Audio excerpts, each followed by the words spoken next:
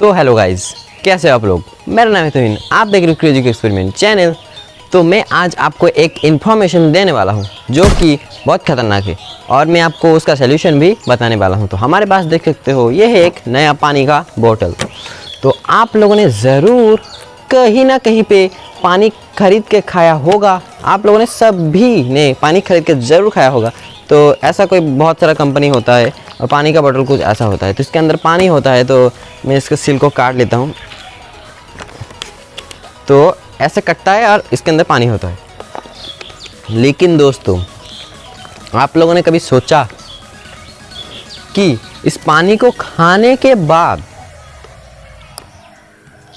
तो खाली कर लिया इसको खा के, तो अब मैं आपको बता रहा हूँ कि ये जो बोतल है इसे सिंपली कैसे फेंकेंगे। दो तरीका है।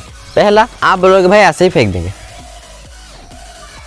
और दूसरा तरीका, भाई इसको ऐसे लेना है और ऐसे करके फेंक देना है।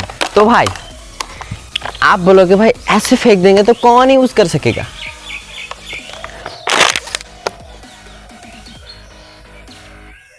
प्रेशर से फुला सकते हैं इसको।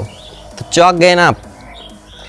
मैं आपको यही बताना चाहता हूँ कि ये जो पानी का बोतल है, इसे खाने के बाद आप अगर फेंक देते हो तो उसे वो हवा से फुला लेते हैं और उसे रीयूज़ करते हैं, मतलब पानी को दोबारा डालते हैं, वो आपको पिलाते हैं। तो आप इससे बीमार पड़ सकते हो, आपका कुछ भी मतलब गलत हो सकता है। तो मैं आज आपको सही तरीका सिखाऊंगा कि इसको कैसे फेंकते हैं। तो प्लीज़ इस तरीके के लिए नीचे लाइक का बटन ज़रूर से दबा देना। तो यहाँ पे देख सकते हो ये जो ढक्कन है, इस ढक्कन को कुछ ऐसे दबाना है आपको, और दबाने के बाद ये जो मुंह है इसके अंदर इसको ऐसे डाल देना। जिंदगी में कभी भी ये नहीं निकलेगा और दुनिया में ऐसा कोई मशीन भी नहीं बना कि इसे निकाल सके।